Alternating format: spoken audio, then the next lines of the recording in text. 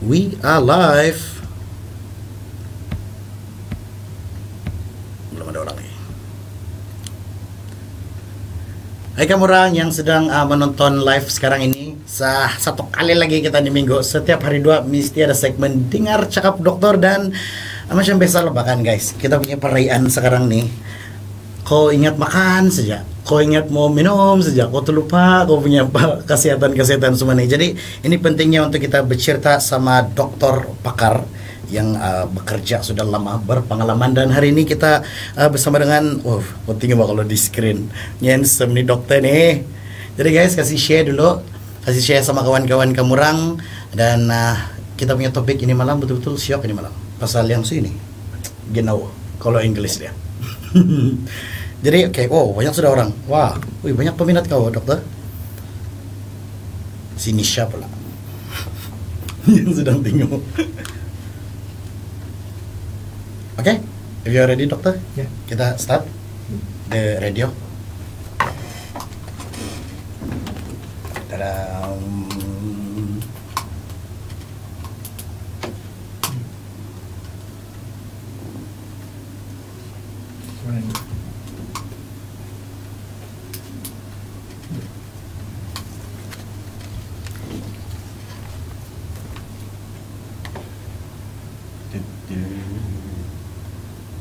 Dokter boleh dengar ada music sedikit? Ya.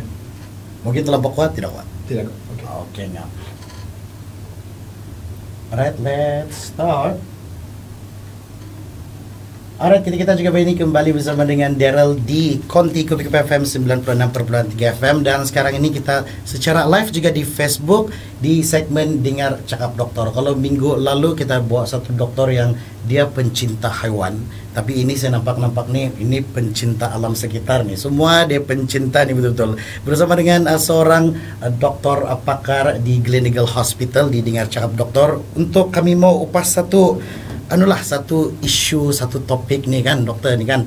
Dan ini topik bila yang saya akan kasih tahu saja nih kan dokter. Saya nampak sejak ini saya mau bercerita sama si dokter nih, sebab dia bilang mami saya, Daryl, kau macam ada penyakit hati, dia bilang. Jadi ngam betul kita bercerita ini malam dokter. Dan ladies and gentlemen, let me introduce you Dr. Nagaraj Sriram.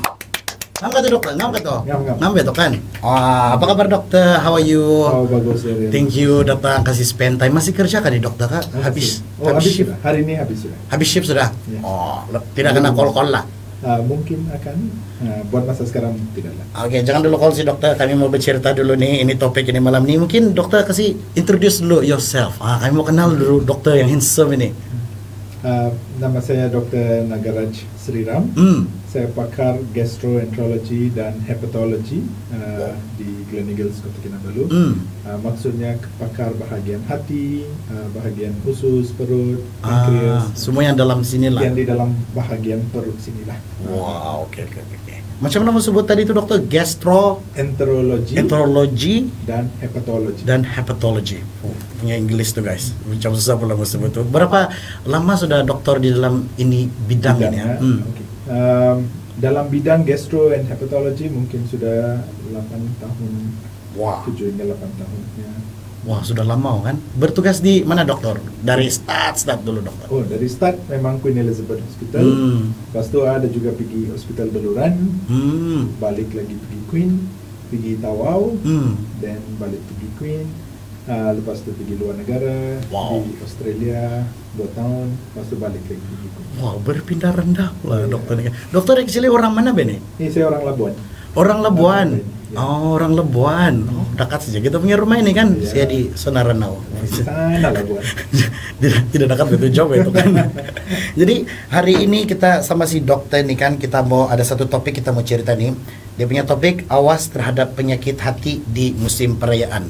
Sebab kita nampak betul sekarang kan dokter musim perayaan ini kan di KDCA saja lah. Contoh lah KDCA. A lot of food, Pak. Bukan saja di KDCA, Pak. Di mana-mana bahkan. Jadi sekarang yang saya nampak pun saya sendirilah, saya pun akui juga, saya pun macam terlupa sudah mau jaga yang di dalam sini nih. Jadi ini yang kita mau cerita betul-betul. Lepas ini saya mau tanya si dokter, apa sebenarnya fungsi hati. Dorang ingat hati yang bikin bercinta saja dokter. Itu yang dorang tanya saya kemarin. Jadi itu selepas ini kita kembali, kita layan lagu dulu dokter, boleh kan? Boleh. Kembali selepas ini Kubik FM kita juga ini. Hai kamu orang yang di live. Nah, wah banyak sudah kawan kau dokter di sini. Kamu orang hari ini kita mau cerita pasal penyakit hati bersama dengan si dokter. Dokter memang dokter hati lah dari dulu, dari start. Dari start tidaklah. Kami ada banyak stage pembelajaran. Mula-mula jadi pakar perubatan dulu. So dari pakar perubatan baru kami zoom lagi sikit masuk bahagian gastro dan hati. Berapa tahun sudah di dalam bidang? 7-8 tahun sudah. Mas sudah jadi dokter. Memang cita-cita jadi dokter kan ya? Dari kecil memang lah. Memang mau jadi dokter. Sebab yang last week saya tanya dia mau jadi lain. Dia bukan mau jadi dokter, dia bilang kan. Jadi kamu orang boleh tanya si dokter pasal apa saja pasal hati, sebab si dokter champion ini guys. Kamu tanya saja dia. Kita mau mulai sekejap lagi apa betul fungsi hati. Apa fungsi hati kan? Pun tidak tahu apa fungsi hati nih. Saya lah dokter, kita masuk di radio dulu. Boleh.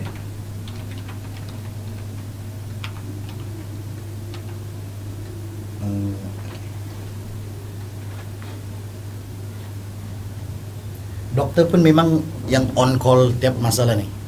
Bila perlu, bila ada kecemasan, kena panggil, terpaksa lah.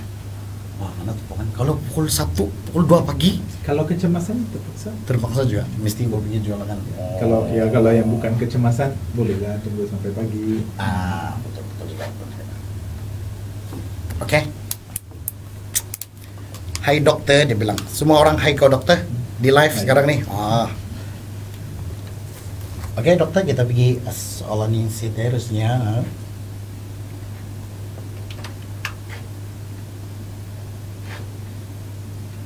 Alright, kita juga ini kembali bersama dengan Daryl dan juga Dr. Nagaraj. Saya mau sebut dia punya profession di sini kan, tapi macam terbelit balik dah sini. Terlampau betul saya fikir di sini kan ni gastroenterologist and hepatologist. Dia champion asal hati lah. Begitu. Dan banyak orang tahu hati ini dia di dalam tubuh badan lah kan, tapi orang tidak tahu apa fungsi dia dokter. Jadi mau tanya dokter dulu, apa sebenarnya fungsi hati ini yang lebih mendalam? Apa hati ini? Daryl, tadi kau bilang ada fungsi hati, kau tunjuk di sini bahkan. Okay. Saya silap itu. Sini fungsi hati di sini. Hati sini. Oke. So dia salah satu organ yang paling besar di dalam badan kita. Oke. Dia selepas kulit kan, kalau kulit pun dikira organ, dia organ yang paling besar. Lebih kurang dalam orang macam dewasa kan 1.8 kilo dia punya berat tu hati. Berat juga itu yang bikin berat sekali itu dokter. Mungkin lah. Okay. So fungsi hati kalau ikut kalau betul-betul saya mau list lah, lebih kurang 500 fungsi hati dia yang ada. Wow. So hati ialah salah satu organ yang paling penting. Okay. Of course setelah jantung lah. Okay. So lebih kurang jugalah jantung hati ini kan. Fungsi dia memang banyak. Kalau ikut time slot kau bagi saya ni 45 minit mana cukup. Kalau mau saya mau list ni 500. So saya bagi yang penting punya. Okay. Okay. Saya bagi yang paling penting dan paling common punya fungsi hati lah. Yang kita boleh senang relate bukan. Salah satunya ialah fungsi immunity kita punya badan. Okay. So fungsi hati ni dia ada banyak antibody, dia sediakan semua antibody untuk lawan apa-apa jangkitan kuman, jangkitan virus, semua ni dalam hati yang produce. Okay. Satu lagi dia tempat yang produce darah. Okay. Yang kita tengok sel darah ni kan, semua ni produce di hati. Dan di hati jugalah dia kasih hancur yang sel-sel darah yang sudah tua. So itu pun tempat di hati juga. Dia kasih bina tu darah, dia buang kasih bina satu darah, semua pun di bahagian hati. Satu lagi ialah dia fungsi dia untuk tempat macam storeroom, tempat yang simpan semua zat-zat yang penting untuk badan. Okay, vitamin, copper, Protein. iron, protein, semua pun dia simpan dalam hati. Bila perlu, disitulah kita ambil. Disitulah badan akan saya mau sikit stok, so hati kasih release sikit. So tempat yang utama tu disimpan hati. Dan satu lagi dia pun penting untuk buat macam metabolism, untuk dia fungsi dia salah satunya ialah menghasilkan empedu. Bila dia hasilkan empedu ni akan dikitar kembali kepada usus kecil, dan apa-apa pemakanan yang kita makan, makanan yang berlemak ke, apa-apa makanan yang ada contain fat, semua pun dia boleh hancur. Dia boleh hadamkan makanan, dan dia punya nutrisi tu dia kasih keluar balik dan disimpan di dalam hati. Ini semua yang fungsi-fungsi yang common, very important punya fungsi yang di dalam hati lah. Dan dia juga tempat yang bikin protein, semua protein dalam badan kita. Paling penting dialah hati yang simpan protein semua. Dan glukos, dia tukar glycogen pergi glukos. Kalau badan kita tidak cukup glukos, hati jugalah yang kasih keluar tu glukos yang tidak cukup dari kita punya badan. So banyak. Ini kira yang penting-penting punya fungsi hati. Ini baru 3 si dokter bagi, dia bilang tadi 500, baru 3 dia bagi nih. Jadi memang banyak actually function ini hati ini kan. Begitu. Kalau itu nanti saya mau tanya macam banyak udah, macam jauh sudah saya mau bawa si dokter ini selepas inilah saya tanya si dokter kan. Kita mau tahu macam mana nih penyakit hati terjadi. Itu selepas ini kita kasih layan dulu dorang lagu kamatan nih. Kasih menarik dulu dorang dokter. Halo kamu orang, ada sudah kan co-house itu dia betul, co-house sudah itu. Ada soalan Aslina Tio, dia bilang dokter, apa itu fatty liver? Wow. Dan ada banyak suplemen yang orang recommend, berguna kah? Soalan dia. Wow. So fatty liver ialah salah satu jenis penyakit hati. Maksudnya ada lemak berlebihan di dalam hati. Biasa memang ada lemak di dalam, in everybody ada lemak di dalam hati, ialah itu adalah fungsi hati, salah satu fungsi hati juga untuk store lemak dari badan kita. Biasanya lebih kurang 5 hingga 10% dari lemak memang ada di dalam hati. Kalau limpas dia punya limit yang 10% tu, dia menyebabkan fatty liver. So ada banyak risiko yang boleh menyebabkan macam mana kita boleh dapat fatty liver. Cara pemakanan, obesity, kencing manis, minum alkohol, semua ni boleh menyebabkan penyakit fatty liver. Maksudnya hati tu berlemak yang berlebihan. Tidak semestinya orang yang gemuk saja boleh dapat fatty liver. Even though cara pemakanan tidak bagus, a lean person pun boleh mendapat. Boleh dapat juga. Bergantung dengan berapa banyak lemak ada di dalam hati.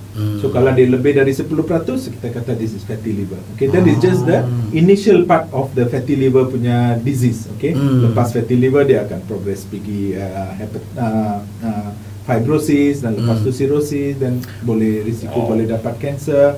Memang ada. So suplemen untuk fatty liver ni memang ada banyak di pasaran. Kebanyakannya tidak dikaji dan tidak ada kajian yang menyatakan dia berfungsi bagus ataupun dia memang betul-betul memberi kesan yang bagus. Kebanyakan ada lot of marketing gimmicks, lot of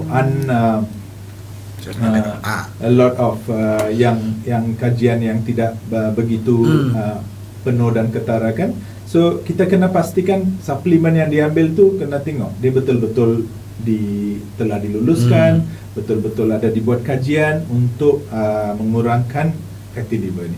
Memang ada beberapa suplemen yang bagus, tapi bukan semua.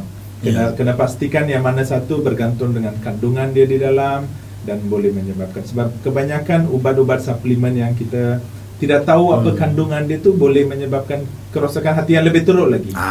Itu yang bikin dah ada fatty liver, you makan suplemen makin lagi fatty. Double fatty liver lah kan. Macam body shaming pula. Tak jawab juga kan Aslina Tio. Banyak boleh tahu ni. Kita pergi, kita tanya dorang nih, apa penyakit hati ini dokter?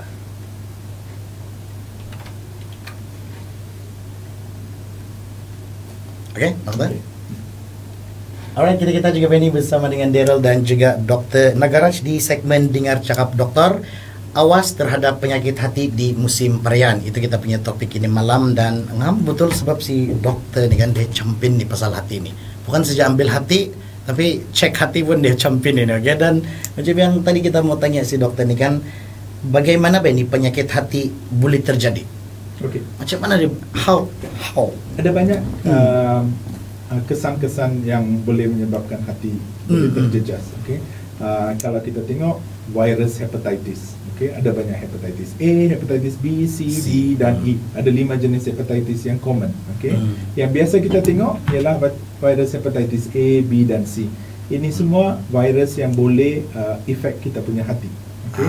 Bergantung dengan macam mana kita dapat dan berapa serius dia punya jangkitan kuman virus tu. Bergantung kepada berapa serius tu liver diseases. Okay, kalau dia punya infection teruk, dan fungsi dia pun lagi teruk. Okay, so virus hepatitis is salah satunya. Nombor 2 ialah melalui pemakanan yang tidak bagus. Okay, makan banyak yang berlemak, okay, yang banyak manis boleh menyebabkan kencing manis, boleh menyebabkan fungsi hati tidak bagus, dan ini yang salah satu puncanya itu fatty liver macam tadi yang kita cakap. Dan alkohol yang berlebihan pun boleh menyebabkan fungsi hati tidak bagus. Okay? Kesan-kesan dia memang boleh tinggi, bergantung dengan berapa banyak yang diminum dan untuk berapa lama. Okay? Kita ada dia punya standard minuman dia lah. Kalau kita limpas dari certain standard yang minum tu, memang boleh menyebabkan hati terjejas.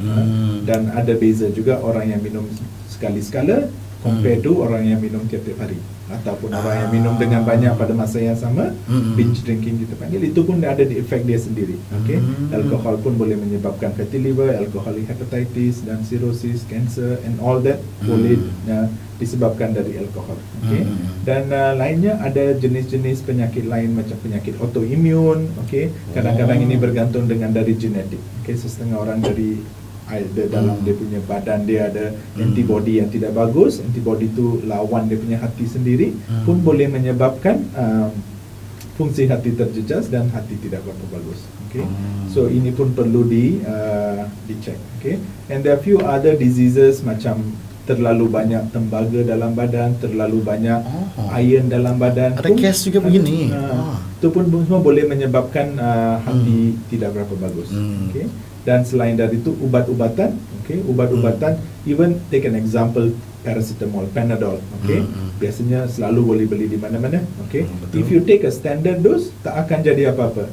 Kalau makan dos berlebihan, paracetamol pun boleh menyebabkan hati gagal. Dia kata acute liver failure boleh berlaku. Okay? Dan macam tu ada banyak ubat-ubat lain, ubat-ubat tradisional, ubat-ubat yang kita tidak tahu apa kandungan dia, ubat suplemen, ubat herba, ada banyak yang boleh menjejaskan hati. So even kita nak makan apa-apa ubat, kena pastikan dulu dia punya efek tu tak akan menjejaskan hati kita. So kalau kita sudah ada 2 atau 3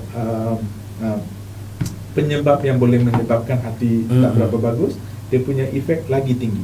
Let's say you sudah ada diabetes, okay, sudah ada fatty liver, lepas tu you minum alkohol, so you bergandakan dia punya efek kepada hati. Wah, double lah kalau begitu Tuhan. Sudah lagi. Wah, jadi ini kita panggil macam gangguan-gangguan hati lah semua ni kan. Semua ni gangguan-gangguan yang berlaku kepada hati. Dia all these are the common ones yang kita tengok lah. Kalau semua ni dah tak ada, then kita akan cek balik, mungkin ada masalah-masalah lain. Begitu viewpoint. Saya takut sudah nih. Saya takut sudah. Saya mau cegah sudah hati saya mau di kedai sudah pergi cek nih. Bukan di kedai, di hospital. Begitu. Lepas ni mau tanya dokter pasal ini gejala penyakit hati yang orang kenal lah, senang orang kenal. Itu selepas ni kita bakawan dulu kawan-kawan kita di Facebook dokter. Okay? Kembali selepas ni ku Fikir FM kita cakap ini. Hai kamu orang, okay? Wah, saya suka ni soalannya Nina. Dia bilang si Stacy, hai dokter, hepatitis boleh berjangkit kah kalau share minuman? Wow, wah ini saya mau tahu. Hepatitis biasanya tidak, macam saya berkata tadi, ada hepatitis ni pun ada A, B, C dan E. Okay? Kita cakap pasal viral hepatitis lah. Hepatitis maksudnya ialah inflamasi atau radang di hati. Itu maksud hepatitis. Okay. So viral hepatitis ialah disebabkan virus ni, A, B, C, D dan E. Okay? Yang A, B dan C ini yang paling common yang kita tengok. Okay? Virus hepatitis A biasanya berjangkit melalui makanan yang tidak yang sudah tercemar, melalui pemakanan. Most common ialah seafood, kerang yang ini semua akan ada hepatitis A. So biasanya hepatitis A melalui pemakanan yang tidak yang sudah tercemar, macam food poisoning lah katanya. So hepatitis B pula on the other hand ialah melalui, ada beberapa cara, either melalui ibu kepada anak, melalui bila ibu melahirkan anak, itu let's say ibu ada hepatitis B, ada risiko baby itu pun boleh dapatkan hepatitis B. Itu salah satu. Nombor dua ialah melalui hubungan seks yang tidak terkawal pun boleh menyebabkan hepatitis B. Dan let's say orang yang menggunakan tattoo, dan tidak menukar dia punya jarum.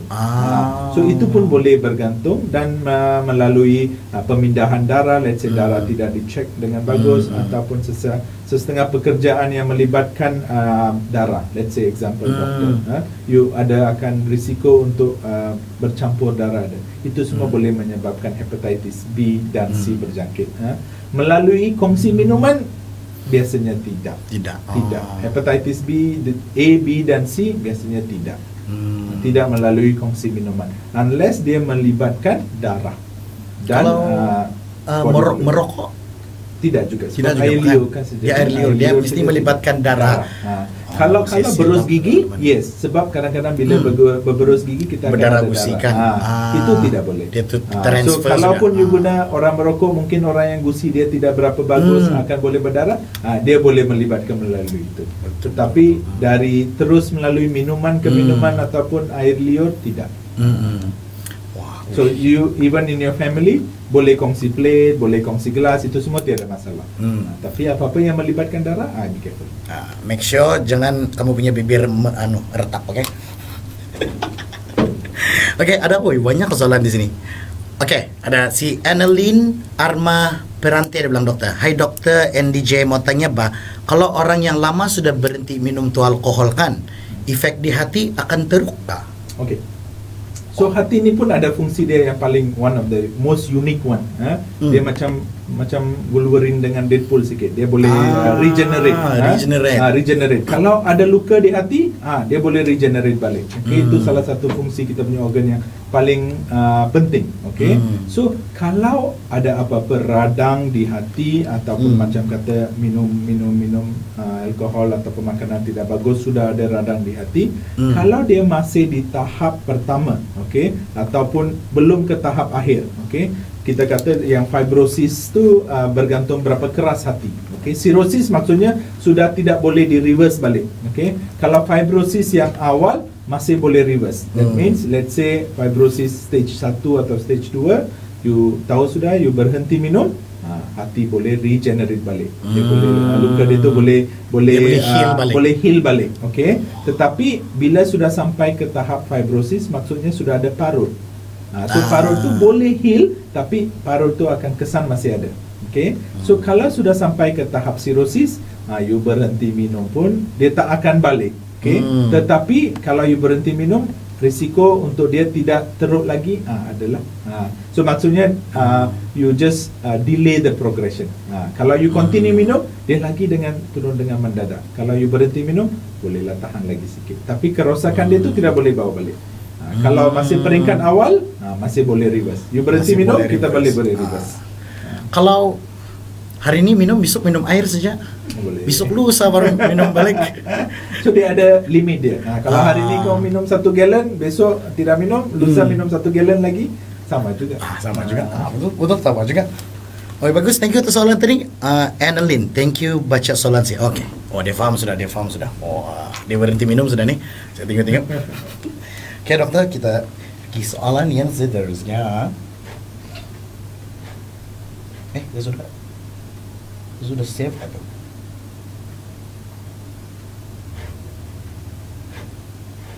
Sudah.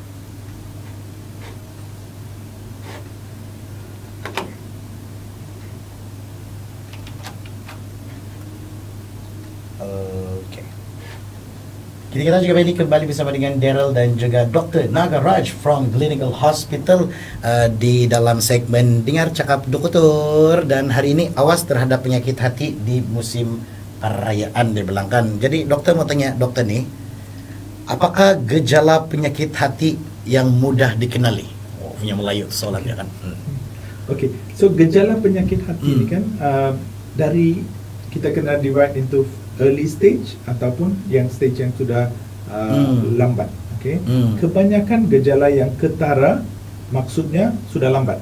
Okay? Salah satu gejala penyakit hati ini kita panggil jaundice. Mata dia warna kuning, kulit berkuning, kulit berkatal. Itu semua ialah gejala yang sudah terlambat. Okay? Maksudnya sudah ada efek hati yang banyak. Tapi yang kalau nak tengok gejala yang awal, biasanya very subtle. Kita rasa lesu, rasa tidak selesa bahagian kanan, sakit bahagian kanan atas perut, lesu bahagian sini. Okay. Saya cek sudah. Sini ya. Sini yang bercinta pula. Ini yang minggu lepas. Ini minggu lepas. Okay. So sakit, lesu dan rasa mual itu semua tanda-tanda yang awal. Okay. So kebanyakan tanda-tanda ni tidak begitu spesifik. Okay. Semua orang pun mungkin saya salah makan ni rasa so diorang akan just forget about it. Okay. Sudah berterusan 1-2 minggu baru dia bilang something tidak right, baru pergi cek. Waktu tu sudah ada simptom yang gejala yang lebih teruk. Okay. So gejala yang lebih teruk ni yang kebanyakan orang sudah mesti mau jumpa doktor sudahlah. Jaundice, badan gatal, kencing dia warna berlainan, warna macam pekat, teh pekat. Itu semua gejala yang sudah menyatakan fungsi hati ini tidak berapa bagus. Akan ada pendarahan, perut buncit, ada air di dalam perut. Itu semua tanda-tanda gejala yang sudah lambat. Kita mau cari yang patient yang boleh datang gejala yang awal. Maksudnya kalau kau rasa tidak ngam, ada sesuatu kau rasa mungkin saya terlalu banyak minum, tidak berapa setelah rasa lesu sedikit, pergi check up. Kalau gastrik dokter macam mana pula? So gastrik lain pula. Gastrik ialah kalau ikutkan gastrik ialah masalah perut. Okay? So dia sebab dia pun mungkin banyak asid di dalam perut ataupun cara pemakanan yang tidak sihat. Mungkin kita tidak makan ikut masa, itu semua boleh menyebabkan sakit di perut, boleh ada ulcer di dalam. Okay? Kalau hati bahagian kanan, perut di bahagian tengah. Okay? So kebanyakan masalah gastrik dan reflux yang kita kata dia bahagian tengah. Hati ni bahagian sini. So simptom dia lebih kurang overlapping juga. Ini pun boleh rasa macam sakit, rasa lesu, mual begitu kan. So some of the symptom boleh overlap sikit. Itu yang kena check dengan betul-betul. I remember dulu dokter when I was 15 years old kan. Di sekolah tiba-tiba rasa mau pengsan. Dan semua kawan tidak mau bercakap sama saya. Kenapa nih ya? Baru macam mau pengsan-pengsan. I went home, mami saya terus suruh orang hantar saya ke hospital. Mata saya kuning. I was like, terus apa nih? Oh, this is jaundice. Itulah. And then lambat sudah lah kan begitu kan. Lambat sudah tuh kan begitu. Lambat sudah tuh kan tahu sudah. And then from here transfer lagi pergi Queen to time. Tukar-tukar. Saya rasa macam darah saya masih kotor kali kan. Is it true kah kalau kau kena penyakit hati, your darah kotor? I mean, no, the jaundice okay. Not necessarily. Why you get jaundice? Sebab yang hempedu, yang bile yang kita kata, bile diproduce di dalam hati, salah satu fungsi hati kan. So bila ada fungsi hati yang tidak bagus, maksudnya hati gagal, okay? So bile yang overproduce ni dia tidak boleh digunakan dan dia termasuk dalam salur darah. Dan itu yang menyebabkan yang empedu, bile semua masuk dalam darah, masuk ke kita punya kulit masuk ke mata kuning. So tidak semestinya semua all the jaundice are dangerous. Okay, macam saya kata hepatitis A ialah salah satu jangkitan kuman virus mungkin salah makan. Itu pun boleh di cure. Most of the time it will self limit by itself. Tapi kalau ada penyakit yang lain, itu yang kita kena cek. Wah, itu yang kita kena cek guys. Banyak betul soalan saya sama si dokter ini. Kok tengok masuk sudah cerita saya sama dia kan. Nah, lepas ini kita mau cerita pasal yang alkohol juga. Saya mau tanya dia pasal alkohol nih, oke? Dokter lepas ini lah. Kita kembali selepas ini ke Wiki FM.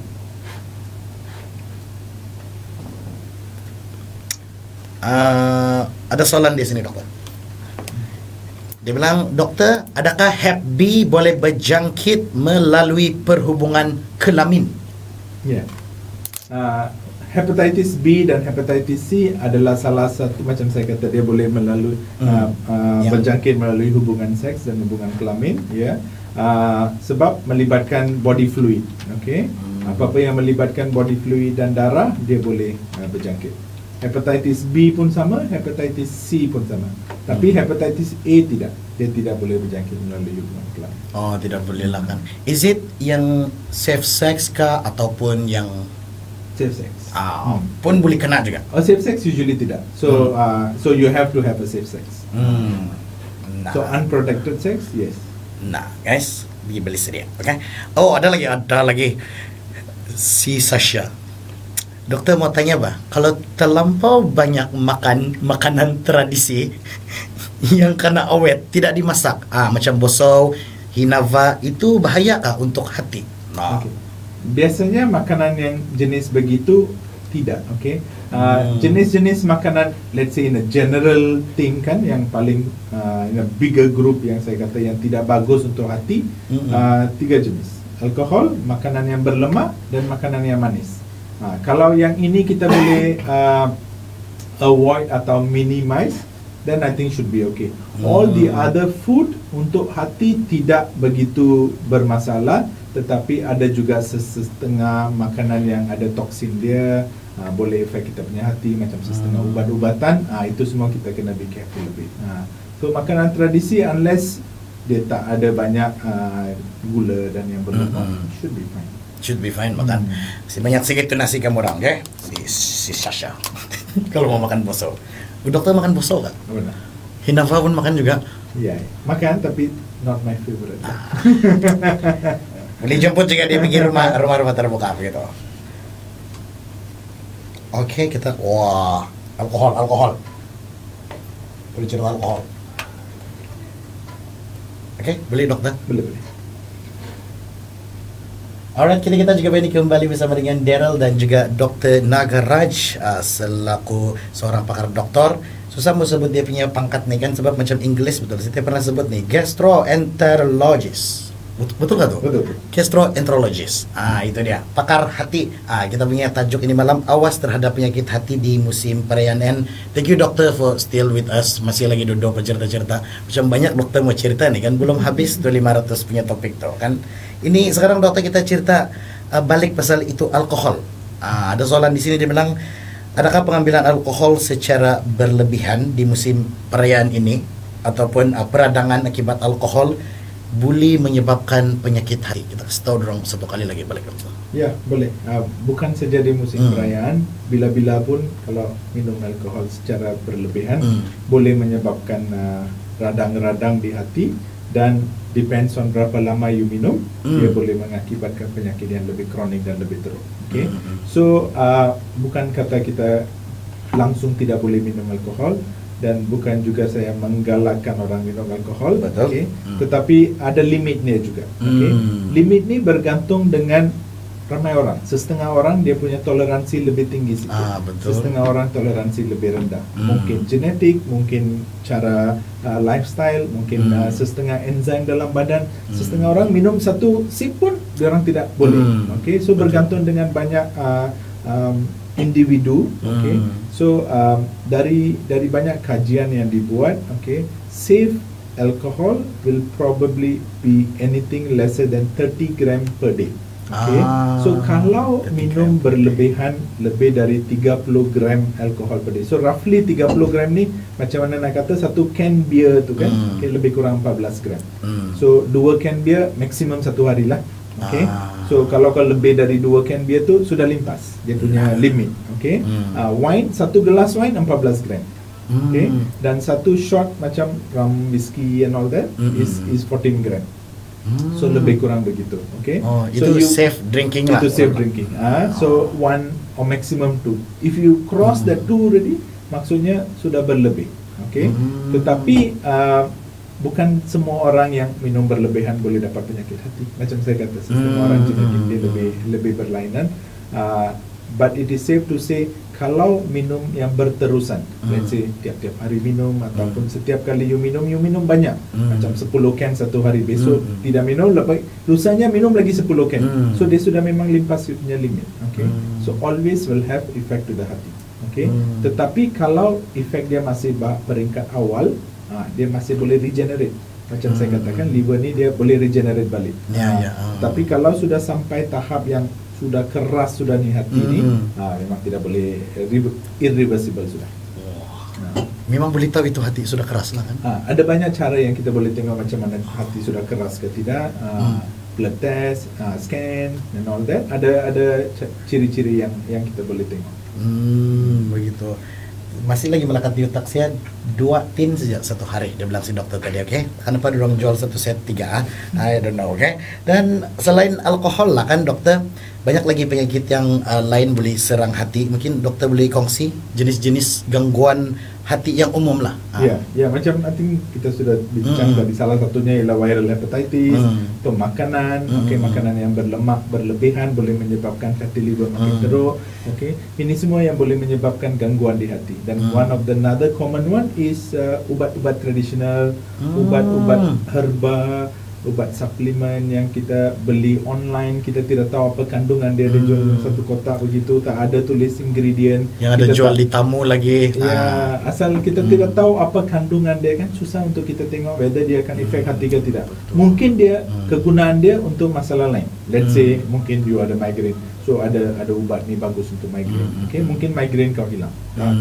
Tapi dia efek kau punya hati, kesan sampingan dia tu akan ada. So kebanyakan ubat-ubat yang kita tidak tahu memang akan ada kesan sampingan kepada hati. So kena tahulah dia punya efek. Mungkin dos dia tidak boleh berlebihan, mungkin dos dia pun kok ikut-ikut yang itu saja. Macam tadi saya bilang Panadol, memang Panadol is a very safe drug, tetapi kalau dia dimakan dengan berlebihan, hati boleh gagal. Kita panggil liver failure. Maksudnya gagal sudah hati. Hati tidak boleh sudah tidak boleh dibaiki sudah itu. Sekarang yang kan kalau ubat-ubat yang tradisional yang paling populer sekarang yang pil-pil kurus lah bahkan. Itu pun banyak. Itu actually bikin rusak hati juga. Rusak hati juga. Dia bikin kau kurus, tapi kita tidak tahu kesan sampingan dia. Kurus tapi rosak hati. Rosak hati. So hati kecil kurus lah, Pak. Oh begitu kan dokter? Tidaklah. Oke, ada banyak lagi soalan sama si dokter ini kan. Ada satu dari tadi lagi si dokter cakap tuhan, tapi saya tidak paham, masih lagi saya tidak paham apa itu fibrosis, itu steatosis, itu kayak itu. Itu yang saya tidak paham. Itu lepas ini kita mau tanya si dokter. Kita layan lagu dulu dokter. Kita berhibur dulu. Kembali selepas ini Kopi FM. Wah, rejak.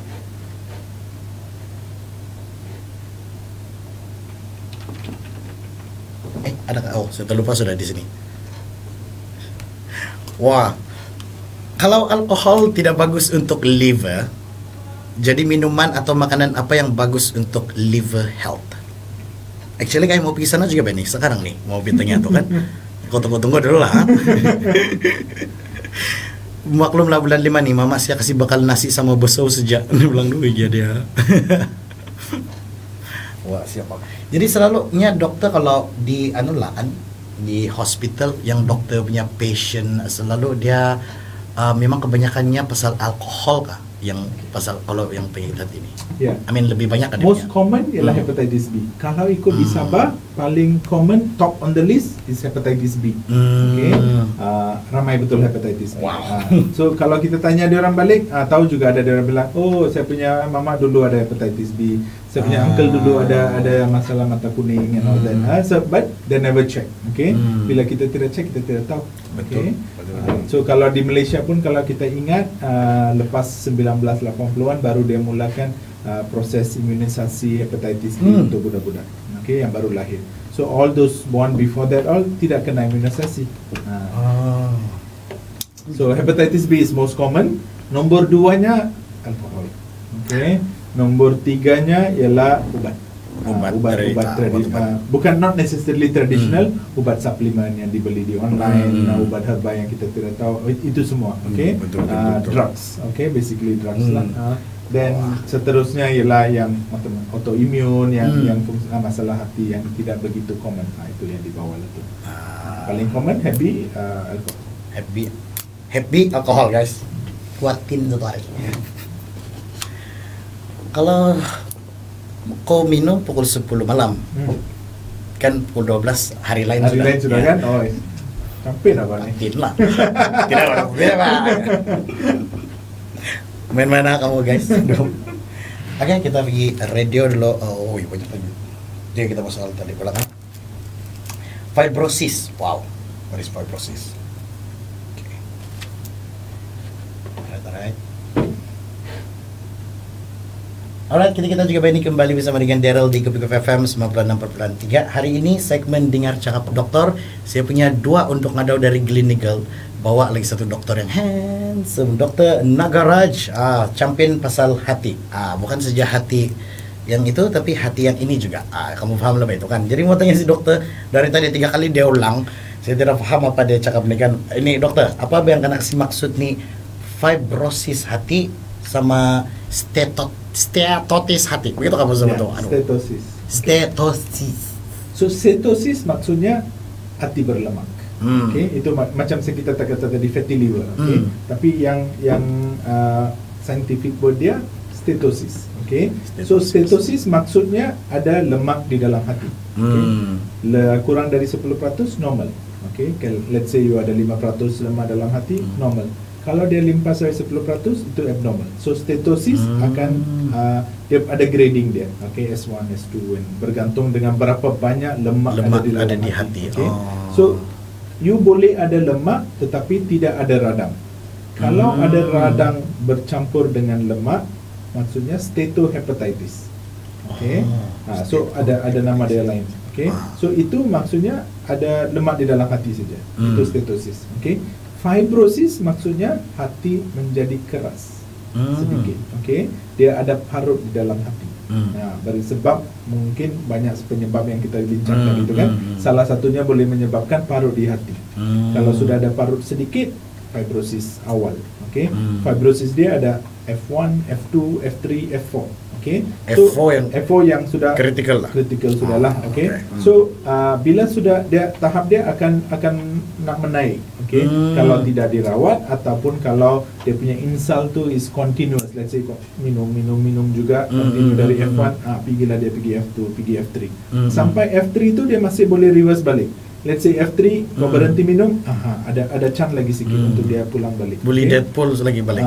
Tapi kalau sudah F4 which is cirrhosis, maksudnya hati sudah keras, kecut, hati kecut dan keras, mengecil sudah tu hati. Okay, so yang itu sudah consider end stage. Macam kita kata orang yang buah pinggang sudah rosak kan, samalah. Cirrhosis ni maksudnya hati dia sudah rosak. So ada komplikasi lain lagi yang boleh didapati daripada cirrhosis.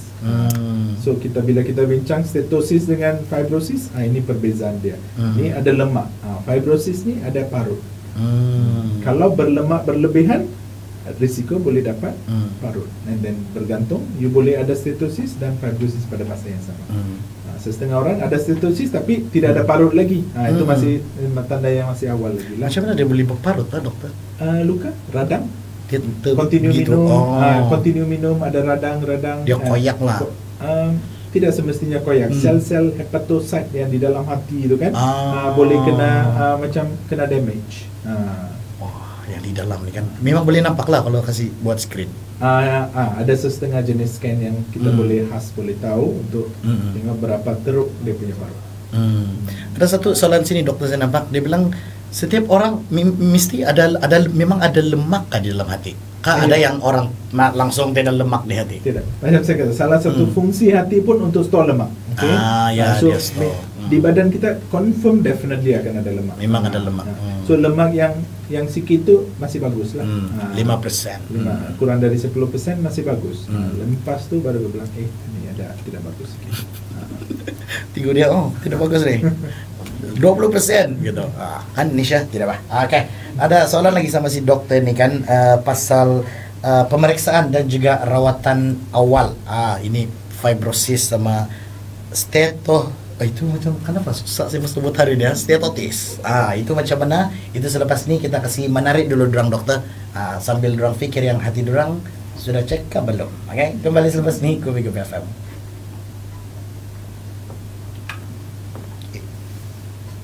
Wah, nah kan apa yang kita mau tanya kan yang kita mau tanya, dorong tanya sudah sini. Oke, bagus. Terima kasih kamu.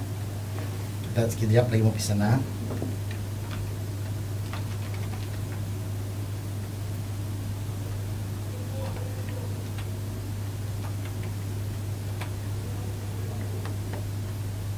Oke.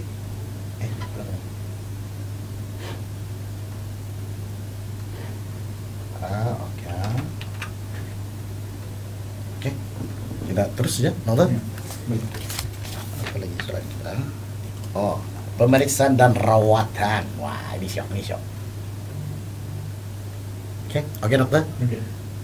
Alright, kita juga kembali bersama dengan Daryl dan juga Dr. Nagaraj all the way from Gleneagle Hospital. Awas terhadap penyakit hati di musim perayaan. Kamu orang tahu mau pergi boot siring, boot kiri, boot kanan saja kan kamu tidak mau tahu pasal kamu punya hati. Sekarang kita mau tanya si dokter macam mana actually di pemeriksaan dan rawatan awal fibrosis sama yang satu saya dapat sebut tuh, yang macam mana actually macam mana dia dilakukan nih. So first thing is kita periksa. Pak dokter periksa, tengok mata, kalau ada kuning, ada yang apa-apa gejala sign-sign di dalam tangan ataupun badan, ada beberapa sign yang kita boleh dapat tahu yang ada masalah di hati. Itu dari pemeriksaan. Selepasnya yang kita pergi step by step, yang paling simple ialah cek darah dulu. Tengok kau punya fungsi hati ada efek atau tidak, ada terjejas atau tidak. Salah satunya ialah kita panggil enzim-enzim di hati. Gamma GT, ALT, ada beberapa jenis lah. Kita tengok yang itu. Kalau yang itu semua normal, maksudnya tidak ada radang di hati. Tetapi macam saya kata, kita boleh tidak ada radang, tetapi boleh ada lemak di dalam hati. Dan kita kena buat beberapa scan. Scan, ada beberapa scan yang khusus untuk tengok berapa grading dia punya fibrosis, atau berapa keras dia punya hati, atau berapa banyak lemak ada di dalam hati. Salah satunya ialah fibroscan. Dia scan dari luar, kita tengok keras hati ni berapa keras. Kalau hati dia makin keras, maksudnya lagi tinggi dia punya fibrosis. Bila ada parut biasanya keras kan, even though kalau kulit kita ada parut memang kita rasa dia keras. Betul. Sama juga di dalam hati, kalau parut banyak, nah dia makin keras. So kita boleh tahu. Ini semua ialah salah satu teknologi yang baru lah. Kalau kita tengok yang tradisional paling gold standard sebelum ni ialah dia ambil sampel dari hati. Untuk tengok berapa teruk fibrosis dia. Kalau fibrosis melalui sampel kita tengok dalam mikroskop, kita boleh tahu berapa teruk dia punya fibrosis ataupun berapa teruk dia punya stetosis, berapa banyak lemak yang ada di dalam. Itu yang boleh dibuat sebelum ni. Tetapi sekarang kita ada teknologi yang lebih baru, yang tidak perlu ada risiko untuk ambil sampel dari hati. Kita boleh scan dari luar, boleh tahu sudah. Ada mesin baru sudah lah kan. 2022 ni kan. Wah, punya siok kan. Tapi teknologi ini lama sudah, tapi bukan ada di semua tempat lah. Betul. Di sini adalah nih. Di sini ada. Kan ni yang siok nih Gleneagles nih. Ada si dokter, ada mesin lagi. Nah, wow. Dia ni ada mesin, ada boleh cek secara bercakap tadi tua. Kau boleh tengok dari luar dulu dari kan luar, begitu. Dari luar dulu, periksa kita dulu, cek di dalam, begitu. Dan banyak orang tanya nih dokter, memang dari sini sudah tadi, macam mana mau jaga hati? So avoid those three things yang tadi kita kata. Alkohol, makanan berlemak, makanan manis. Ini avoid. Ataupun kasih kurang seberapa banyak yang boleh. Dan apa yang kau perlu buat berlebihan, exercise. Maintain berat badan yang ideal. Tidak mau jadi obese. Dan kalau kita tengok beberapa makanan yang bagus untuk hati, ada banyak kajian yang dibuat menyatakan makanan jenis ini lebih bagus untuk hati dan tidak. Salah satunya ialah brokoli, blueberry, coffee. Ini semua menunjukkan kajian dibuat menyatakan yang dia bagus untuk hati. Boleh mengurangkan fatty liver. So brokoli, yang kacang, beans, blueberry, ini semua makanan yang bagus untuk hati. Dan buat exercise, kurangkan makanan yang berlemak. So pastikan jaga badan lah. Mesti mau exercise kan? Exercise, kurang berat badan, ideal body weight, all good. 2 tin 1 hari. Simple. Begitu saja. Simpel saja mau jaga hati kamu. Begitu saja mau jaga. Tapi aduh, itu cara jaga hati yang betul-betul. Tapi kalau kamu tidak sure, actually kamu orang boleh pergi hospital untuk pergi buat tes, pergi screen, pergi minta cek lah bahkan, begitu kan. Begitu betul. Ada lagi kita punya soalan paling last sama si dokter selepas ini. Tapi kita layan lagu dulu dokter. Kita kasih kawan-kawan dulu, kawan kita di sini di Facebook ini. Kembali selepas ini bersama dengan Dr. Nagaraj Kubik FM. Very nice info dari dokter. Besok saya mau diet sudah. Oke. Diet actually ada kena mengena with hati juga. Ya, sebab habis diet kalau maksudnya kau kurang berat badan. Mau jaga berat badan. Tapi diet ini pun kena ikut cara yang ngam. Ya. Tidak boleh macam saya mau berhenti makan untuk 12 jam atau 24 jam. So yang diet ni kita kena tengok bukan kata kuantiti dia perlu berkurangan, kuantiti dan juga kualiti pemakanan pun kena yang bagus. Betul. Okay? So kualiti pemakanan yang kita tengok pastikan tidak bergula, tidak banyak berlemak, okay? All this also have to look into it, okay? You boleh makan banyak yang tinggi protein, yang banyak ada protein and all that, you makan, bagus untuk hati.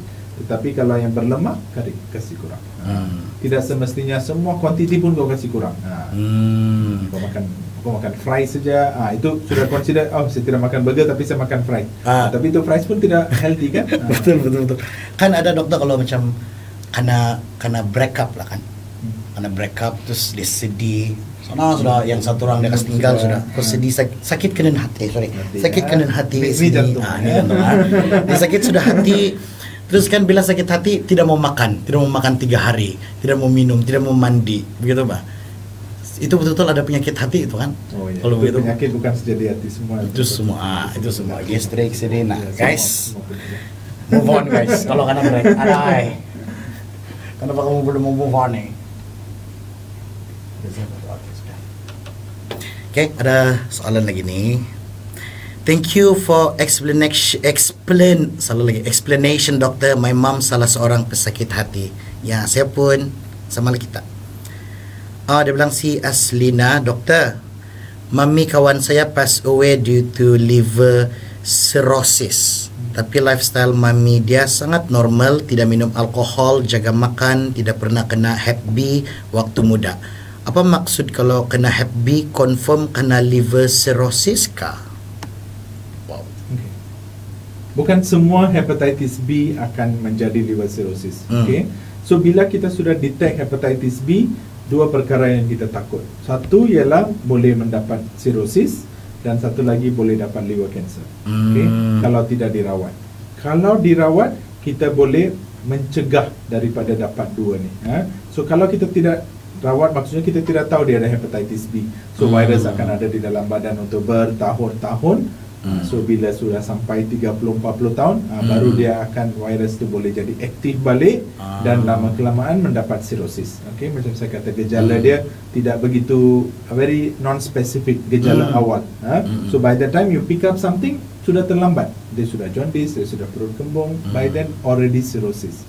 Bila sudah cirrhosis, kita tak boleh reverse balik. Okay, dan even tu macam dia kata, kawan dia kata, tak minum alkohol, healthy lifestyle and all that, kita ada banyak penyakit hati yang boleh efek masih. Macam saya kata autoimun tadi, badan melawan sendiri, ataupun genetik tidak berapa bagus, PBC, PSC, ada banyak penyakit-penyakit lain yang boleh menyebabkan. Not so common, but boleh.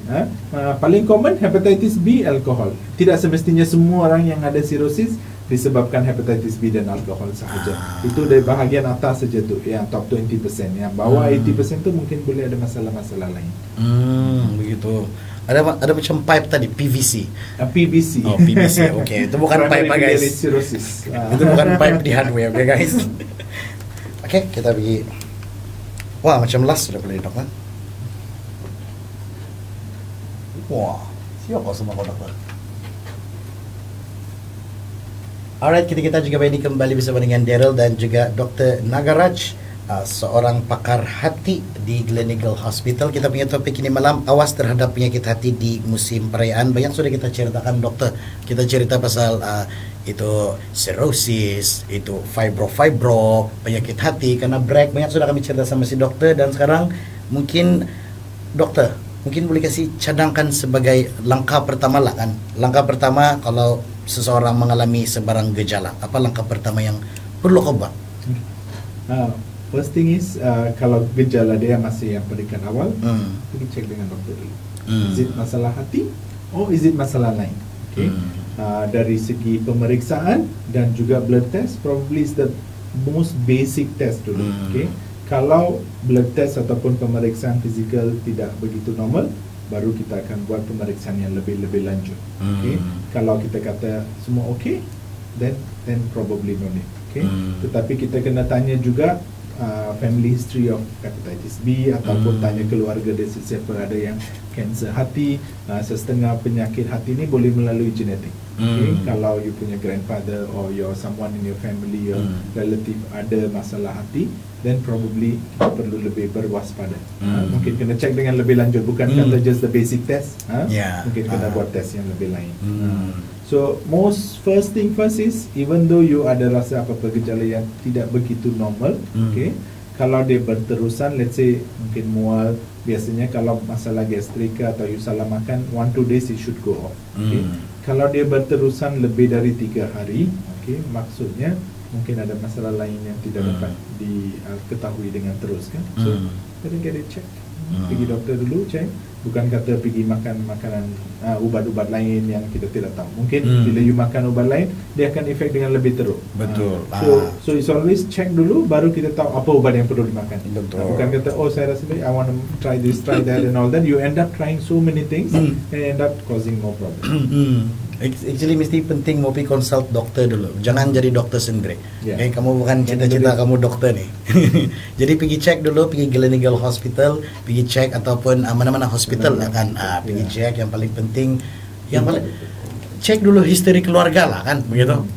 Begitu kan. Mana ditanya mami kau ada sakit hati kah? Ya, sakit hati saya kemarin. Udah kasih habis itu nasi. Bukan itu mami ya, itu baru kamu pergi hospital lah, gitu kan. Gitu. Dan wah, thank you dokter for such a wonderful night today. Banyak saya faham sudah pasal hati. Saya rasa macam 25% lemak di hati saya kan terkurang 10 sudah tadi. Sebab saya faham. Besok saya tidak mau minum sama saya. Dia adalah kau di KDCA ni macam minggu ni. Actually kemarin saya di KDCA itulah hilang suara nih. Talampau betul saya mengacara kemarin di sana. Sana. Jadi thank you dokter so much. And actually guys, kalau kamu orang semua sebarang pertanyaan ke apa-apa pasal penyakit hati, ada satu apps nih kan, aplikasi Clinical Fibrotouch yang mana tahu akan datang nanti di Gleneagles Hospital Kota Kinabalu. Jadi kamu orang tunggu saja. Yang paling penting kamu orang boleh layari Facebook Gleneagles Hospital Kota Kinabalu pasal apa-apa saja yang kamu mau tahu. Dan actually memang di sana juga si dokter tuh, kamu pergi PM, dia tahu juga, dia jawab juga tuh begitu kan. Oke dokter, mungkin any last word for those yang ada penyakit hati? Tidak, just make sure you live healthily. Jarang kita dengar begitu. Live healthy guys, bukan live to KDCA. Kenapa? Thank you kamu orang semua. Thank you dokter once again. Thank you juga Nisha.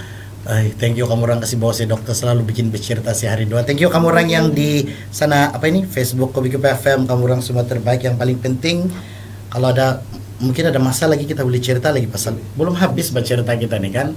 Banyak nih kita mau cerita pasal hati nih kan. Thank you kamu orang semua yang watching and listening right now. Bye bye. Good night. Live healthier, developer. Good night. Bye bye kamu. Thank you kamu orang yang di Facebook. Thank you yang kasih soal-soal si dokter. Si dokter mau balik sudah. Dia mau pergi jaga hati kami. Oke, semua. Thank you kamu orang. Good night.